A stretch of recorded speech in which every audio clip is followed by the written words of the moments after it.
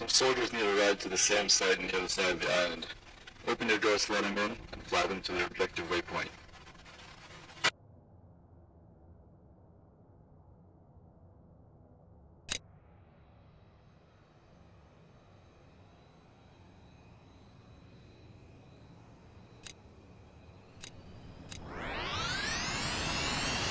Come on, guys. In the back. There. Come on.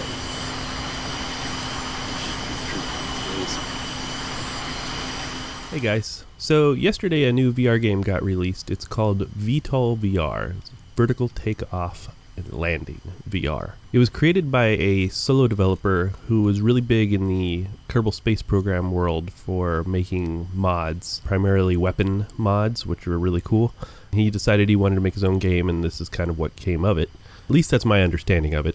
Anybody can correct me if I'm wrong. I've been following the development of this game for some time and finally got my hands on it yesterday, and it is really fun. This is probably the most stable and bug-free early access release I have ever experienced. Feature-wise, it's really satisfying. It currently has a weapon set that feels very similar to the DCS A10C. Things like the GAU 8, Mavericks, AIM-9s, GBUs, Hydras, etc. So last night I took it out for a spin, and while a lot of you were able to catch my stream, I really wanted to kind of do like a first impressions for anybody who had not had a chance to see my stream. And rather than posting, a 3.5 hour stream straight to YouTube, I thought I'd condense this into just a quick video instead. My first thought was, how's this going to feel compared to DCS? I won't be able to use a HOTAS. I had to use the touch controllers, and it was quite difficult at first to get used to.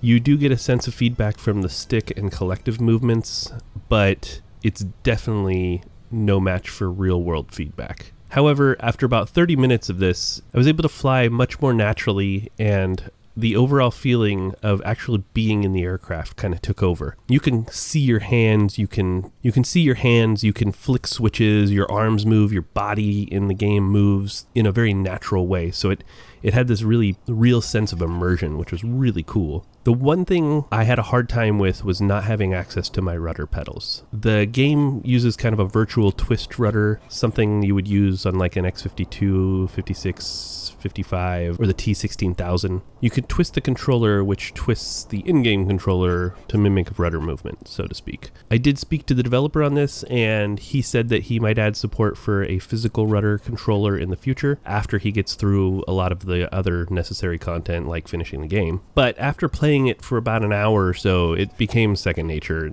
and I didn't have a problem with it after that. For the current release, there's a relatively good amount of content, and that's surely going to expand as the game moves through early access and into a full release. I was able to play for roughly 3.5 hours, and I still didn't complete the campaign. I spent a lot of time trying to get used to the game, trying to get used to how vertical takeoff and landings work. I think I made it to the 4th mission, and I hear that it's a lot more difficult than the 3rd, but I haven't had a chance to finish it yet. The campaign itself so far has been great. It slowly introduces you to different aspects of the game, from simply taking off, landing, flying, mild combat. There's an optional air-to-air refueling segment, which was really cool, and then it starts to really throw you in the mix. You have to attack stuff, rescue troops, and so on. Another nice touch to the campaign is that prior to the start of each mission, it lists the training missions that you should complete before starting it. And while the training missions don't currently exist, the concept is very welcome, and as the game develops, it'll be a nice addition.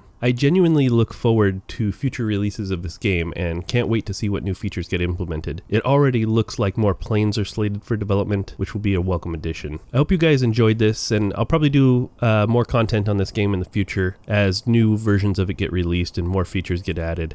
So hit that subscribe button to get notifications of future content, and thanks for watching, and I'll see you guys next time.